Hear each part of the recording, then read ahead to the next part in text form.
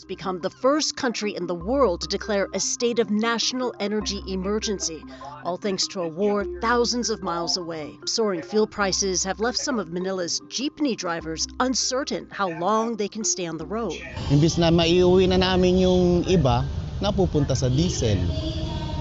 Kaya natitira sa amin, maliit na lang. Iran has closed the Strait of Hormuz to all but a handful of ships. Asia consumes more than 80% of the oil that crosses the strait, leaving it vulnerable to supply shocks. In South Korea, the president has called for a 12-point countrywide energy-saving campaign, asking people to take shorter showers and only use their washing machines and vacuum cleaners on the weekends, among other asks. Fuel shortages have also caused some of Asia's flagship carriers to consider suspending flights. In India, which imports around half of its oil from the Middle East, shortages have started to cause some factories to close or use carbon fuels, and some residents to abandon their kitchens. The cost of gas is so high. We're cooking on this open-air stove, this woman tells us. She is far from alone. People are queuing to fill gas cylinders and fuel tanks across Asia, from Kathmandu, Nepal, to Colombo in Sri Lanka, where authorities there have declared every Wednesday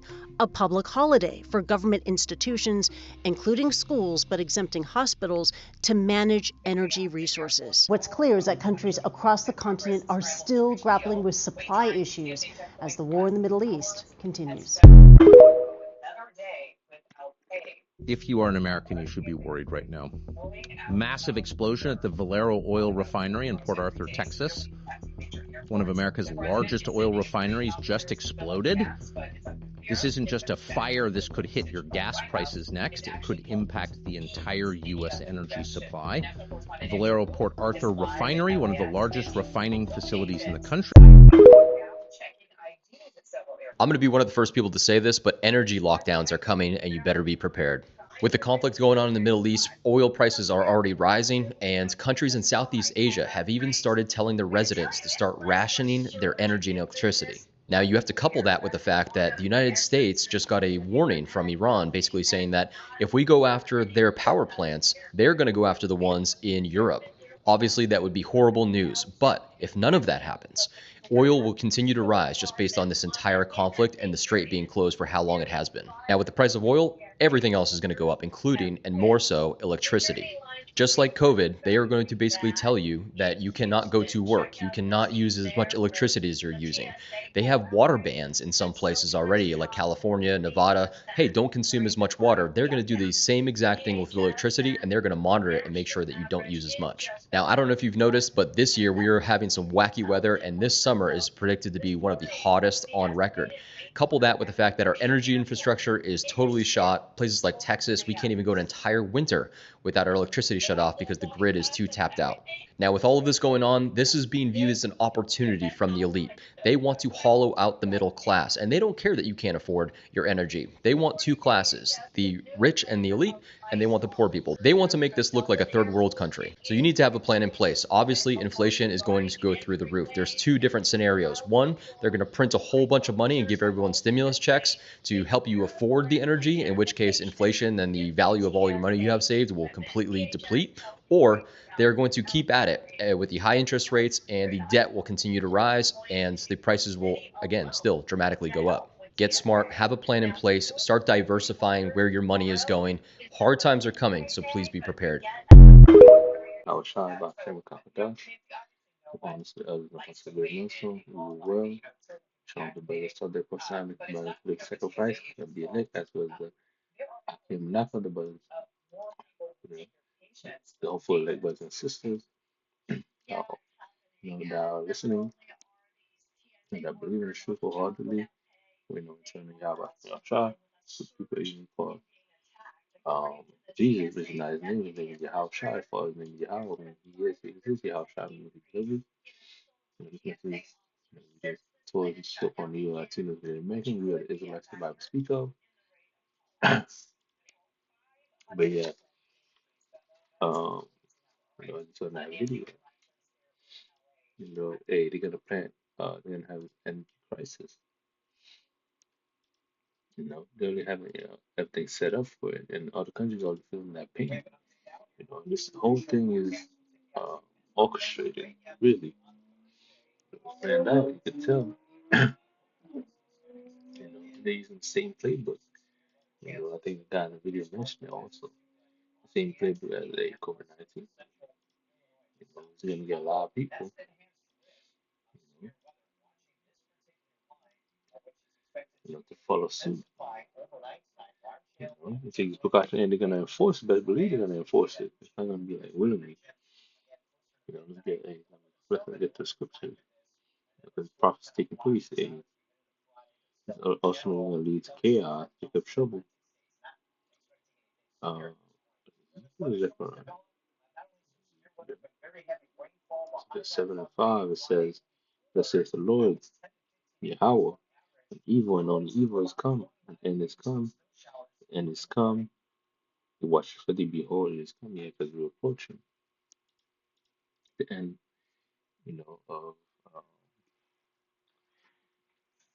of Esau's rulership, you know, and of Edomite rulership, you know. Well, second is was it 9, 6 or 6 and 9 says, but Esau's the end of the world, and Jacob's the beginning of it that followed, you know. So Esau will be ruling, Job 9:24 will be ruling at the end of the world, Before you shall arrive. He's gonna be put out of power, Revelation 13 and 10. He gonna go in captivity, you know. But anyways, yeah, where I get that. Let me see in Matthew, which talks about Matthew the 24th chapter, verse 8. It's gonna start 7. It says, "For nation shall rise against nation, we see that kingdom against kingdom. There shall be famine and pestilence from every diverse person. We see famine and pestilence is gonna intensify, as we get closer and closer to your kingdom.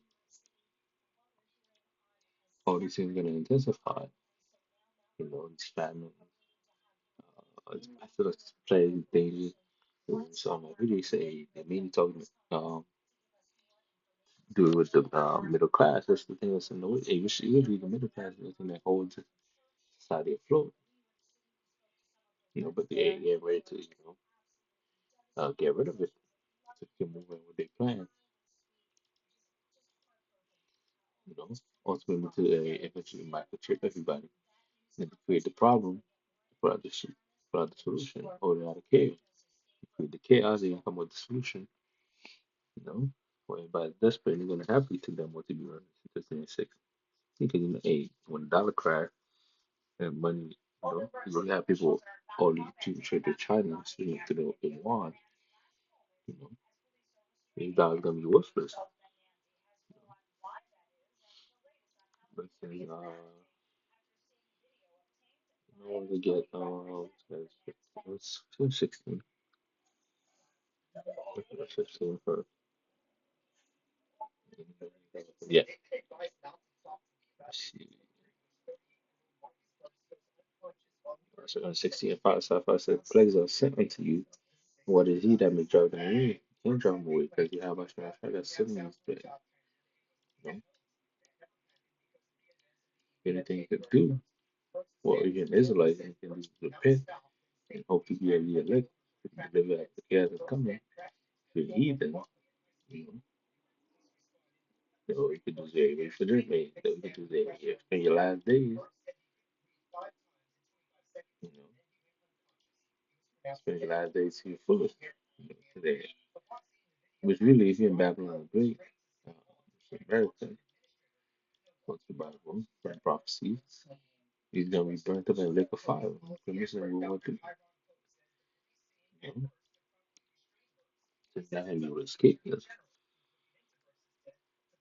Anyway, it doesn't matter. It says, may any man drive away and hungry lion in the wood, or may any one quench the fire and stubble when he had begun to burn. Yeah. Then again, the arrow that is shot at a strong archer, because the arrow is going to be good, going to stop being shot. The one that's will intensify, he's going to find them, you know, the elect get beamed up to reward that destruction. So they say, the guy that's the elect match, the that is like more according to the world. say, get out of paraphrase, get out of my people, be not partakers of a plague. The elect are not to be partaking in these plagues even before the chariots come. The Lord gonna provide a way for the elect to survive till the end.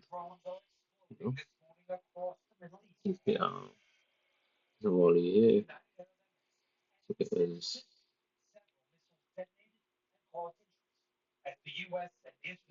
I think it's for each good place. And if you behold, if you go let it flock, the slaughter, I will not suffer them now, nor do I Egypt. Yeah, but I will bring them with a mighty hand and stretch out arm and smite Egypt with plagues as before, and will destroy all the land thereof. You know, it's talking about not the original Egypt, because it was already destroyed. And during that time, that's lead when we were already led out of Egypt by, uh, by Moses to the Lord. It's talking about future Egypt, which is what the spiritual Egypt. Revelation 11 and 8, which you call Sodom and Gomorrah, it's talking about Babylon, where the Israelites will be dwelling, wherever the Israelites are, which is Babylon the Good. That little horn that goes by many names,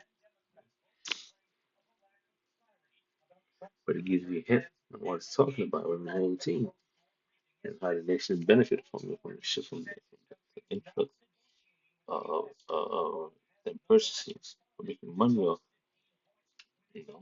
America. With Egypt representing captivity, bondage, what the children of Israel were led to the children of the slave children, as prisoners. You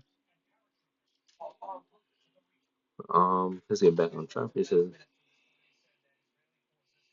we go down. It says, as before, it says, Egypt shall mourn, and the foundation of it be smitten with the plague and punishment that Yahweh shall bring upon it. Punishment. And not bring candy, he said, woe to the world, and did not dwell therein, for the sword and the destruction dwell now. Or which shall stand up and fight against another, and swords in their hands. Yeah, people can be civil or broadly divided. Much as I to go in the city, it should not be able to. It's going to be martial law, lockdown. You know, when the resources are or run thin or dried out, you're going to take it into their own hands. Therefore, because of their pride, the city shall be troubled, and the house shall be destroyed. And men shall be afraid, and men shall have no pity upon his neighbor. Shall destroy their houses with the sword, and destroy their goods, because of the lack of bread, and for great tribulation and time is coming. Take the trouble that we're naming that right now. You know, we name that right now. The keepers of the house are mourning. Ecclesiastes 12 and 5. So the talks about keepers of the house in there. Because you see mass closures, mass job layoff. And the funny thing is people think it's again the whole oil thing is to put the nail in the coffin to move the middle class. Try to move the middle class. Middle class is just people in high position in society. It could be managers of a big business, people that work at a hospital, principal, whatever the case may be, whatever that makes 100 something K or 200 something K. Yeah, business owners, basically, small business owners, people that have decent job. This economy, she has a good job. Those or quote unquote, well, they would be middle class back then, but now, things are not the same. But what was that? Oh yeah,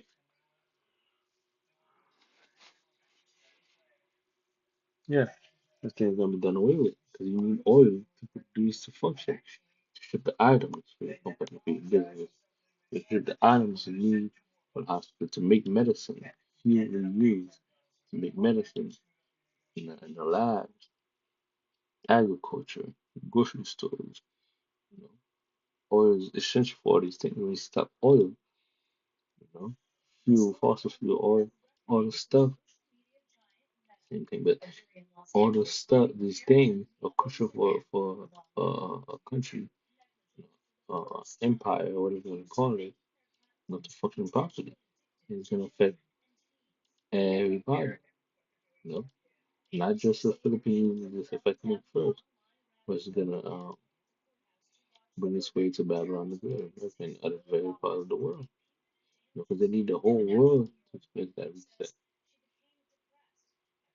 You know, the whole world is gonna experience that reset. You know, 'cause, yeah,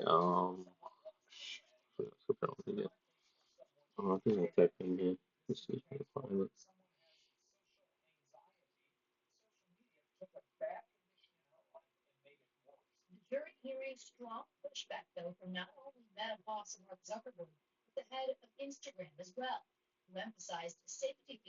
Mm,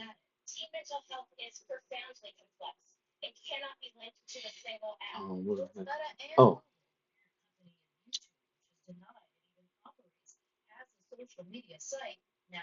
um,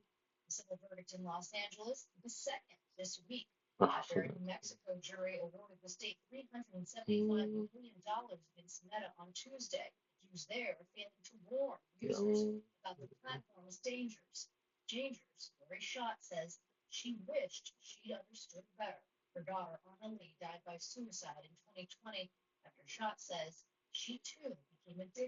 mm, hold on a second. Yeah, Ecclesiastes 12:1 it says, remember that now that Creator in the days that you, or the evil days come now, that the years draw nigh. When that's why I say I have no patience.